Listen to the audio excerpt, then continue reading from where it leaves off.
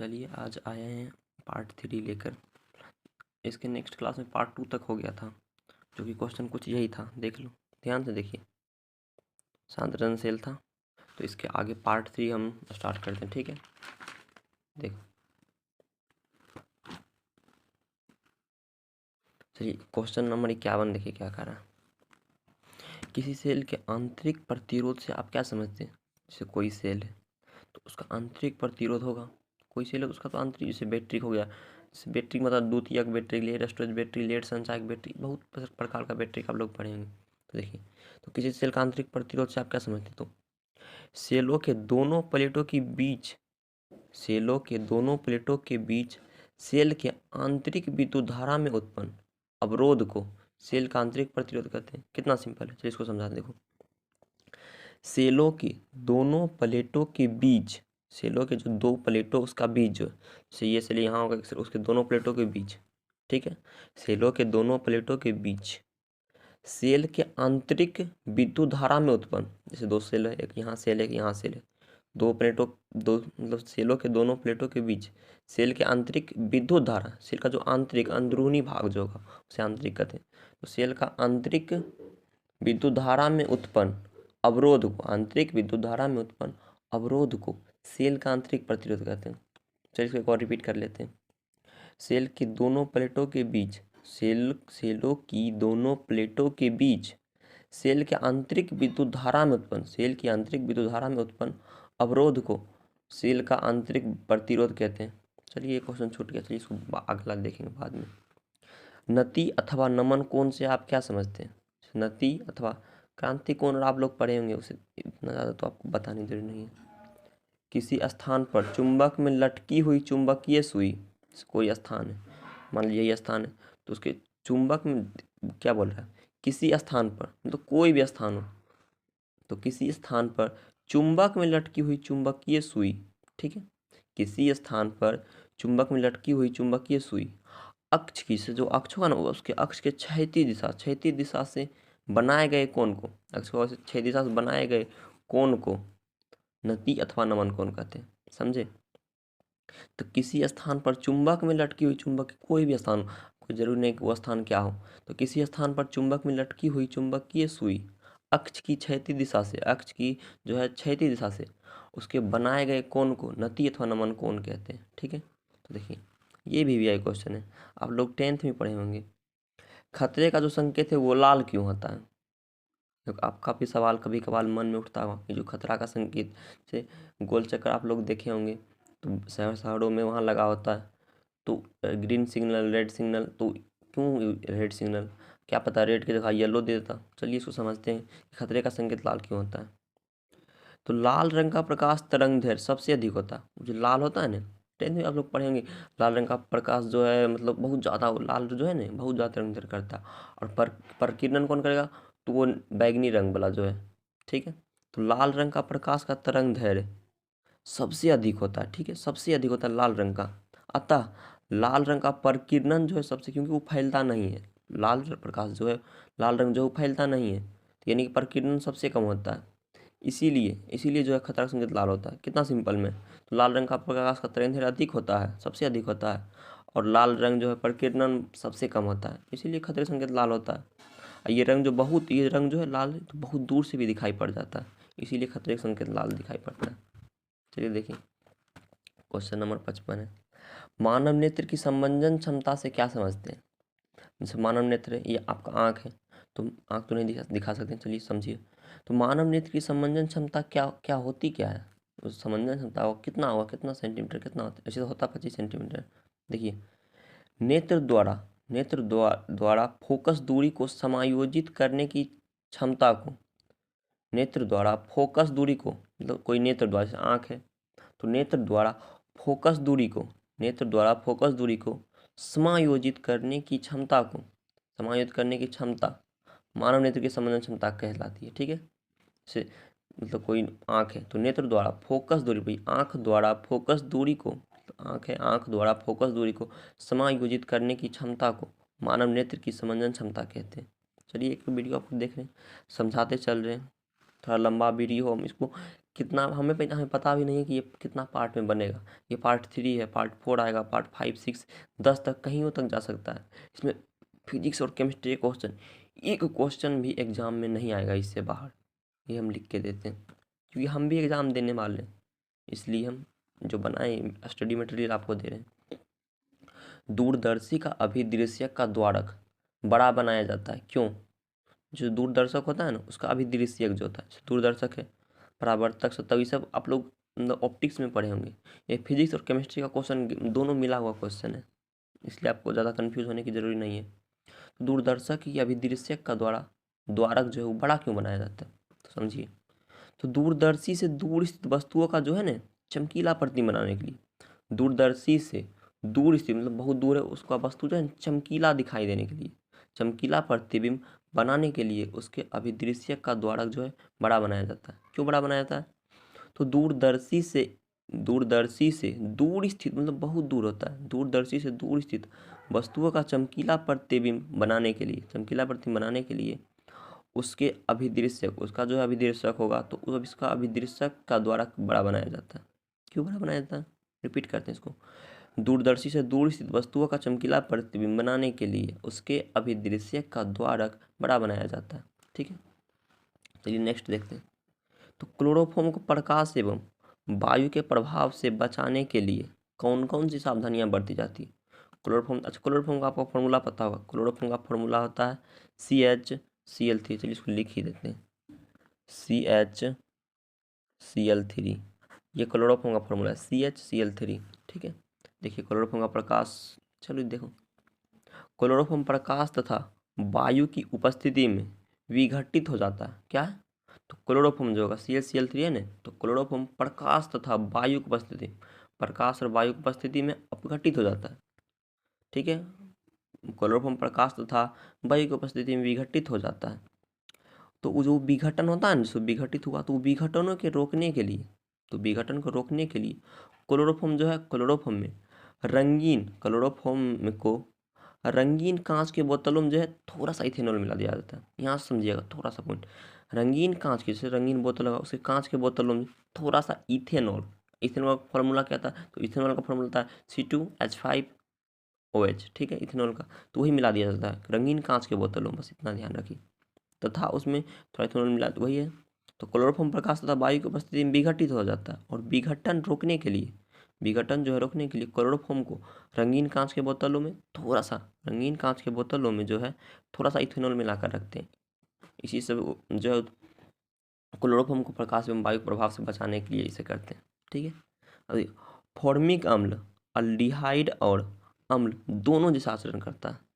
जो फॉर्मिक अम्ल होता है ना, जो चीटी है ना, चीटी, उसका डंक में एसिड पाया जाता है, फॉर्मिक एसिड। ठीक है, वही जो फॉर्मिक अम्ल बोल रहा है। तो फॉर्मिक अम्ल अल्डिहाइड और अम्ल दोनों जैसा आचरण करता है। क्यों करता है ऐसा?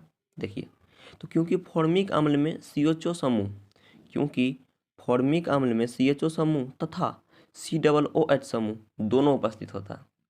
क्यों होता है? देखिए, क्योंकि फॉर्मिक अम्ल जो है, फॉर्मिक अम्ल होगा ना, चीटी में जो बताए हैं, तो चलो देखो, क्योंकि फॉर्मिक अम्ल में जो है CHO समूह तथा COOH समूह दोनों उपस्थित होता है। फॉर्मिक अम्ल में जो है CHO समूह और COOH समूह दोनों उपस्थित होता है, दोनों समूह उपस्थित होता है। इसीलिए जो है फॉर्मिक अम्ल जो फॉर्मिक अम्ल है अल्डिहाइड और अम्ल जैसा आचरण करता है। ठीक है, समझ गए? क्योंकि फॉर्मिक अम्ल में CHO समूह तथा COOH समूह दोनों होता है, इसीलिए फॉर्मिक अम्ल अल्डिहाइड और अम्ल जैसा आचरण करता है। ठीक है, चलिए देखते हैं क्वेश्चन नंबर 59 हुआ। 60 में क्या कहना है? 60 देखिए यहाँ से, ये भी आई प्रश्न है। 60 नंबर देखिए, ये उपसामक, देखिए इसको सुना दीजिए, ये भी आई क्वेश्चन प्रश्न है। ये बोर्ड एग्जाम में अगर आएगा तो पूरा सीधा यहीं से लड़ेगा एकदम पूरा। ठीक है, तो देखते हो क्या है उपसामक। तो उपसामक जो है, देखते हैं उपसामक क्या है। तो उपसामक जो है वैसा रसायन जो रोगी को उत्तेजना, मानसिक तनाव तथा चिंता को कम करता है। ठीक है, वैसा रसायन जो रोगी को उत्तेजना, मानसिक तनाव तथा चिंता, डिप्रेशन समझते हैं ना, ये सब तो आपको बहुत बढ़िया समझ आता होगा, डिप्रेशन, उसी को कम करने के लिए उपसामक का उपयोग किया जाता है। इतना आसान समझ गए होंगे। उपसामक क्या है? वही जो टेंशन ना होता है, जीएफ का टेंशन, बीएफ का टेंशन वगैरह वगैरह, फालतू फालतू का टेंशन, वही दूर करने के लिए पढ़ लीजिए, आपको काम देगा। क्योंकि आप तो बहुत ज़्यादा हम सैड सॉन्ग सुनते हैं और गम में डूबे रहते हैं। देखो आगे, तो वैसा रसायन जो रोगी की उत्तेजना, मानसिक तनाव तथा चिंता, वही उत्तेजना हुआ, मानसिक तनाव, डिप्रेशन आप मतलब समझ ही गए होंगे। तो वैसा रसायन जो रोगी को उत्तेजना, मानसिक तनाव तथा चिंता को कम करता है, उसे ही उपशामक कहते हैं। तो उपशामक जो है ना, उपशामक का मुख्य रूप से दिमागी उपचार में किया जाता है। तो अब वही तो, कहाँ से डिप्रेशन ऑपरेशन जो भी होता है सब तो दिमागी में चलता है, तो उसी को ठीक कर जाता है। तो एग्जाम्पल देखिए, जैसे जो सेकोनल, इक्वानिल और बेलियम, ये सब आपको ऑब्जेक्टिव में देता है। ये बोलेगा किसका उपशामक है, ज़्यादा बेलियम पूछता है, बहुत ज़्यादा बेलियम पूछता है। बेलियम और इक्वानिल, सेकोनल, तीनों आप याद कर लीजिए, ठीक है। देखिए रिएक्शन आ गया। क्या होता है जब एथिल क्लोराइड को, एथिल क्लोराइड का सूत्र क्या होता है, C2H5 और Cl। तो यहाँ देखो C2H5Cl है। आप ये लिखें, ये सब जो है ना, ये रिएक्शन बहुत बहुत मात्र देखो, एक लाइन का रिएक्शन लिखिएगा 2 नंबर मिलेगा। और देखिए जैसे क्वेश्चन हो उसको पूरा लिखना पड़ता है, उपसामक की तो इसे लिखना पड़ेगा तब आपको मिलेगा, और इसमें सिर्फ और सिर्फ बस रिएक्शन बना हो गया, ठीक है। देखिए, तो क्या होता है जब एथिल क्लोराइड को एसीटोन की उपस्थिति में सोडियम आयोडाइड के साथ अभिक्रिया कराते हैं। एथिल क्लोराइड है तो एथिल क्लोराइड लिए सिंपल है, और एथिल क्लोराइड को क्या बोल रहा है, एसीटोन की उपस्थिति, तो एसीटोन की उपस्थिति, सोडियम आयोडाइड तो Na, सोडियम का जो होता है Na, और आयोडाइड का आई तो Na हुआ। तो देखिए ये जो Cl है और Na, तो ये अलग हो गया, बचा क्या C2H5 और I, तो बोला क्या, एथिल आयोडाइड बच गया, एथिल आयोडाइड, और नमक जो है NaCl वो निकल गया। चलिए देखते हैं क्वेश्चन नंबर 62। क्या होता है जब मेरा गला फंस गया। क्या होता है जब एथेनॉल को पिरीडीन की उपस्थिति में थायोनील क्लोराइड से अभिक्रिया कराते हैं।